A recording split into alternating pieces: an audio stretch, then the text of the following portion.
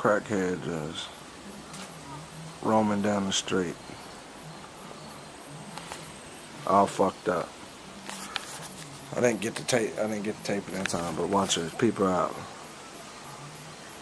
She don't know where the fuck she's going.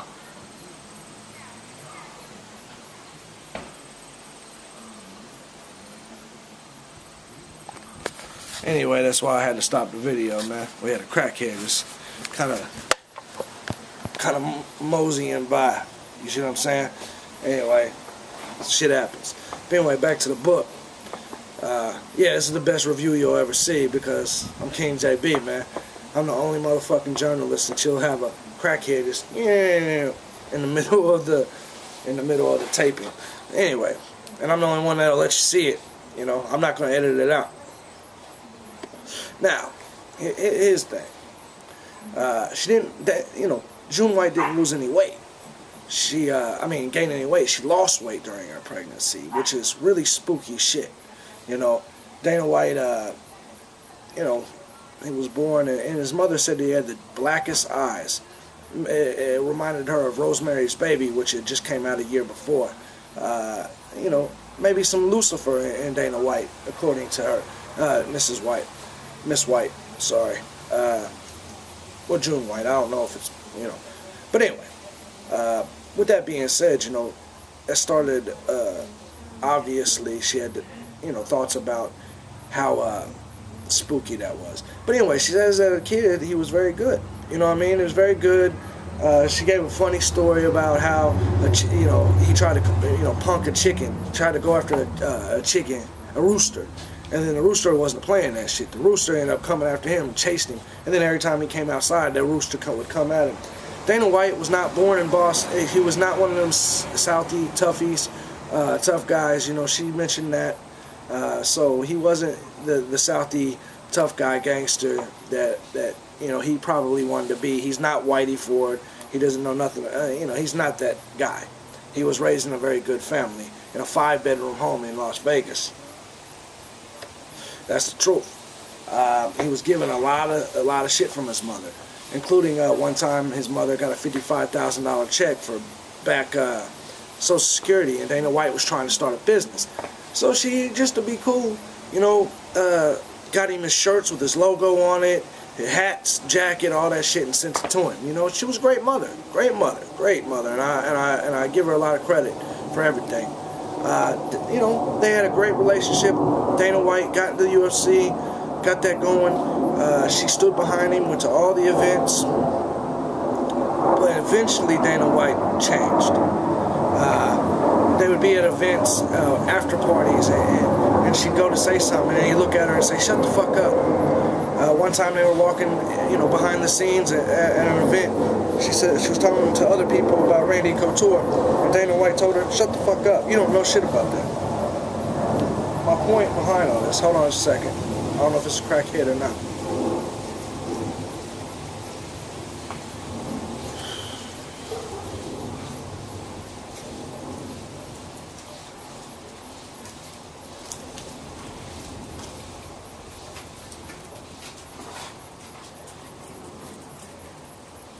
No, it wasn't.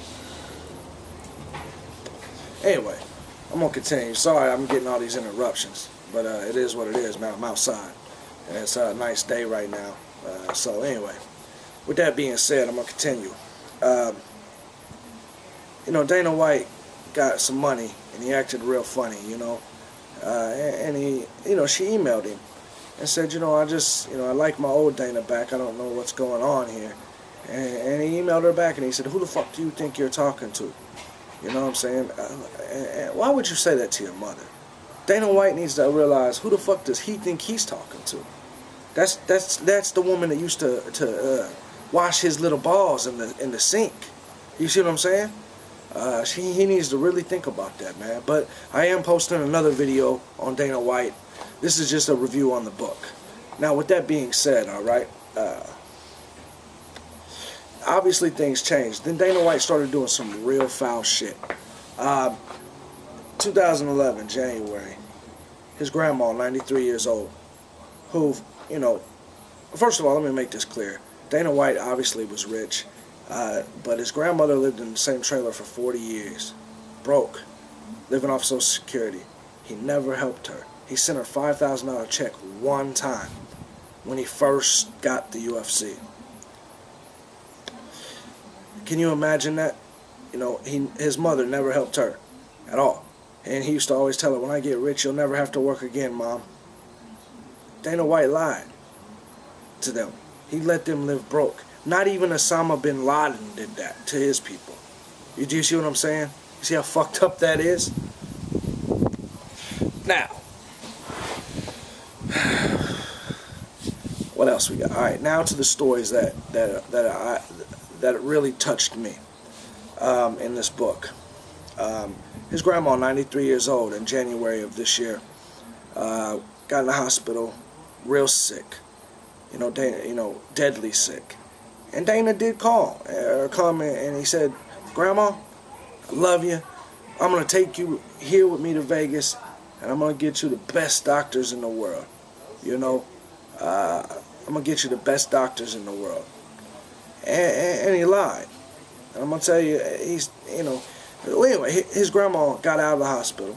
And here's the thing, I think Dana White said it, and so does June White. I think he said it to her because he expected her to die in the hospital and never get out, so he wouldn't even have to do it. But anyway, so Dana White, Grandma White, she gets out of the hospital. She goes home like every other old lady does and brags to her friends about her nephew, her grandson. She says, my grandson, he's going to bring me to Vegas and let me live with him and take care of me and have the best doctors in the world. He's going to get me the best doctors in the world. They're going to take care of me. Okay? She was waiting on Dana White. He never came. Never came. In fact, 5 months later, she died. And she had never spoken to him again since that day. Not only did he not come, he never even called her again. And she died. That's a fucking sad story, man. I'm a grandma's boy. That's a sad fucking story. I love my grandma to death, man. And knowing that he did that to his own grandmother, I'm hurt to hear that, man. It's disgusting.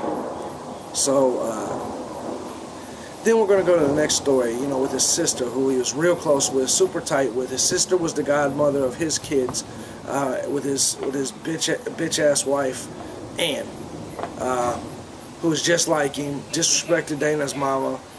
I don't play that shit. My mother did things to me that was horrible, and I still don't disrespect her like Dana did his mom, who loved him and took care of him. Now, his sister, though, he was supposed to go to the Christian, whatever it is when, I don't know, but there was a ceremony for his sister's kid to get christened or whatever it's called, and he was going to come and he was going to be the godfather or whatever of her children. Anyway, Dana came, and he was spending a week in Boston, and he decided to throw a party the night before. Now, at that party, he wanted everybody there. His mother and his sister was going to come, but they didn't know where it was going to be at, and they kept calling him, and he wouldn't answer the phone. So they ended up missing the party. The next day, he was really pissed off. He was trying to leave, get on a plane. He said, fuck it all, I'm not even going to go to the ceremony. And his mother quickly went to his hotel, put him in check. He still wouldn't come. So she basically took his son. She took little Dana and went to the ceremony. Obviously, Dana can't leave Boston without his kid. So he showed up and finally did it. Later on, when his mother told his sister how she got him there, of course her sister was crushed. This is the kind of things that Dana White does to his family members. We all know what he did to Loretta Hunt. We all know what he does to all of us. He's going to blacklist me for even talking to his mother. The MMA Kingdom will probably never see the UFC in person. I'll probably never be credentialed because of this. And so, there was a lot of risk in me talking to June White and reading her book, but it was well worth it because it's a very good book. You got to read it. You guys got to seriously read it. And in the end, she talks about some of the changes that Dana White's made, obviously, and it's kind of horrible. And I think everybody needs to take notice to this and read this book, because all the people that look up to Dana as a god, listen, he is great at as being a promoter of MMA and the UFC. He's great at that. This isn't about his professional life, man. This is about his personal life and the way he treats his family. Look at the way he treats people, man. Fighters are, you know, they don't get paid shit. That he'll cut them at the drop of a hat. No emotions, no nothing. Kimbo Slice, man, lost one fucking fight. Officially in the UFC, he got cut. Antonio McKee, same thing, a split decision. I think that, you know, I just think that Dana White, man, is so much a tyrant because he wants to do his job right. The UFC changed him, and based on this book, you'll see it. And normally, I have more of a hard style to me, to where I guess I'm a dick.